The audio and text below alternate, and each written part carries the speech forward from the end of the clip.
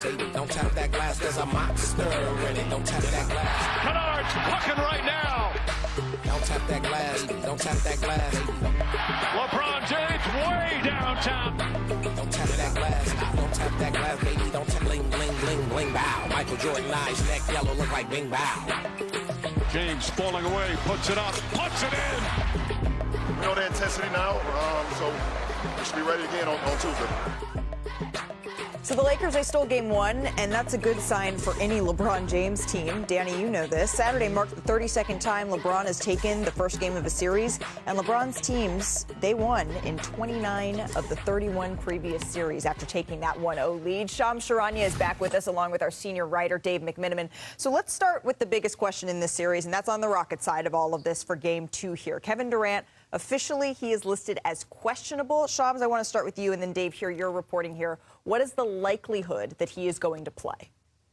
Malika, so the process tonight for the Houston Rockets and Kevin Durant will be, Durant will warm up pregame, and they're going to make a decision. But Rockets sources believe and are hopeful that Kevin Durant will be able to play tonight. They're optimistic. What he's dealing with is a deep bruise in the right patellar tendon. That's caused swelling. It's impacted his range of motion. So it's going to be about how fluid does he move pregame, how much fluidity does he have in his steps.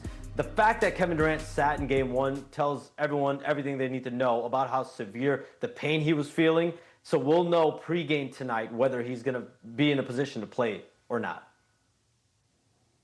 Yeah, Sham, several sources familiar with KD's injury told me over the last 24 hours that had this been another player and had it occurred in the regular season, you're talking about a 2 to 3 week absence. But because it's Kevin Durant, because he has this competitive nature, competitive fire, and it's the playoffs, he's going to make a push to play in game two. But you'd have to figure with that type of timeline, even if he does play, you're not talking about a guy that's 100%. Right. 2 to 3 weeks for any other player at a different point in the year is something that should be a little bit concerning, and they should proceed cautiously. On the Lakers side of all of this, right, we know that they're going to be without Luka Durant for game two. We know they're going to be without AR as well. But Luka, we saw video. He was on the floor at yesterday's practice. So, Shams, what more can you tell us about how his recovery is going?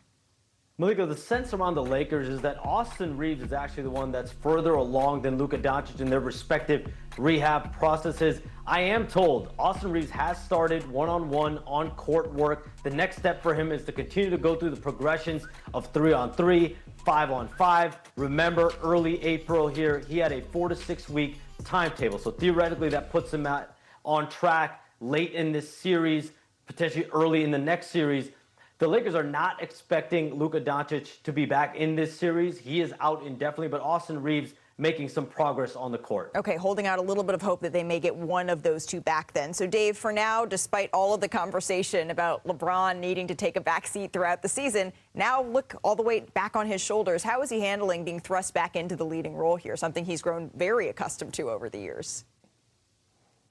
Yeah, Malika, I want to take you back to the last week of the regular season. The Lakers had lost their first two games after the injuries to Austin and Luka, and they're up in San Francisco for a team meeting. And several team sources told me that LeBron, from that moment on, kind of shifted back into the leader role and the primary role. And basically his tone, his focus, his attention to detail from that point through the end of the regular season, through the week of preparation, during the play-in tournament, and then through game one, was that of follow me, and if you take care of your job, I'm going to take care of my job, and we're going to have a chance to win. Now, it doesn't mean that them winning game one means that they're going to get automatically to the second round, but if they stay in this mode, and LeBron's certainly going to set the example how to stay in this mode, they feel like they have a game plan that can get them further along in the playoffs. And then, as Shams alluded to, maybe you get Austin back late in the first round, maybe you get Luka back later on in the playoffs. Look, we have seen LeBron take rosters that have far more flaws than this on deep postseason runs, but at 41 years old, let's see if he can do it again. Dave, Shams, thank you very much for that insight as we bring you back inside our Los Angeles studio here.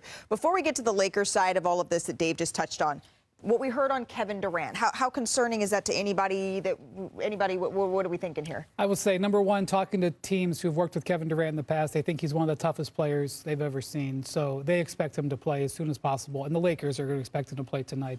And secondly, the teams that were potentially facing the Lakers in the first round when they performed their preparations for this, expected that Austin Reeves would be the one who would return first and that he would be able to maybe come back late in the first round. But isn't it an advantage, Danny, for the Lakers? They know they're going to be without their leading scorers in this game, as opposed to the Rockets are sort of playing on this edge of, are we going to get KD back? Are we not?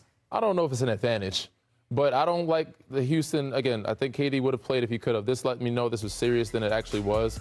But you can't play with the game. I think they thought they could afford to sit KD because they're playing with house money. But now Lakers have confidence. They're in a rhythm. You got guys like Luka Durant playing very well. Very well. DeAndre Ayton, people not getting enough credit. 19-11, he outplayed that Clint Capella or Sengun matchup. So these guys are playing at a high level, and you can't play with the game. This is where you kind of lose yourself. So as someone who's very, very invested in Houston's future, you can't play with a game, but you also can't play with your future. And hearing that the likelihood, the turnaround would be 2 weeks and he's just tough and he wants to compete, sometimes I'm like, you have to protect the athlete from themselves. And we've already seen what happens when he pushes through. He had suffered an injury. So would you take the gamble? Would you say, all right, we're going to risk going out there and try to go back 1-1 without Me him? personally, I wouldn't. Okay. I would just try to get him back home. Okay. Buy him a couple extra days and then see how he feels from there. Maybe the series goes 7, knowing that you have him back and you could really win 2 at home. And so that's me. But again, I'm very cautious about my Houston Rockets for the long term and not just this immediate future. I agree with Chene. I think if he's 50%, I would probably still sit him. He's going to make the decision on his own, I think. I think you have enough to win tonight. They should. Without Kevin Durant. They should. Considering where the Lakers are right now, you got to clean up your offense. That's the most important thing. And they've had 72 hours to digest as far as where they were Saturday and where they're going to be tonight. Right. And for the Rockets here, we've talked about it. It comes down to DeAndre Ayton can't win that matchup against Alperen Şengün, and he was absolutely sensational, really. All the Lakers could have asked from DeAndre in that game 1. We'll see how it's going to shake out tonight. Let's go, though, from LeBron's current team to one that we saw a whole lot of. For the 3rd straight season, the Cavaliers, Brian, they are up 2-0 in their first-round series. So let's head to Cleveland here. Second quarter is where we pick this up. Cavs leading by 4. Harden, this is what he does. I want to tell you the Raptors had a lot of good defensive possessions in this game, and Harden and Mitchell ended them with dagger baskets. Like that? Is that legal? What is going on here? I don't know. The streets like it, though. Did you say that's a push-up? Wow.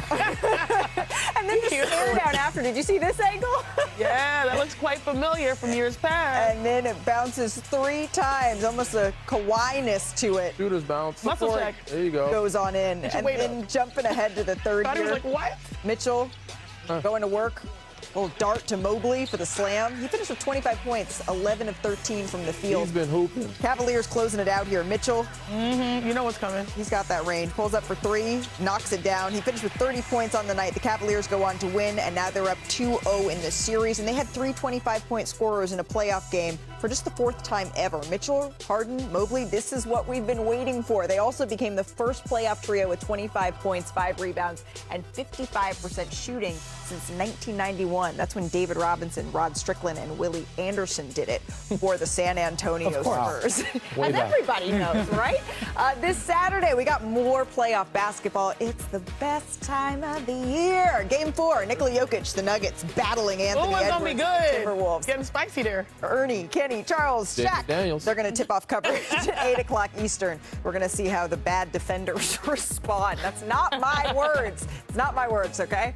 Coming up here, though, on NBA Today, there's defense, friends, and then there's what Victor Wembanyama is doing right now, how he's changing everything.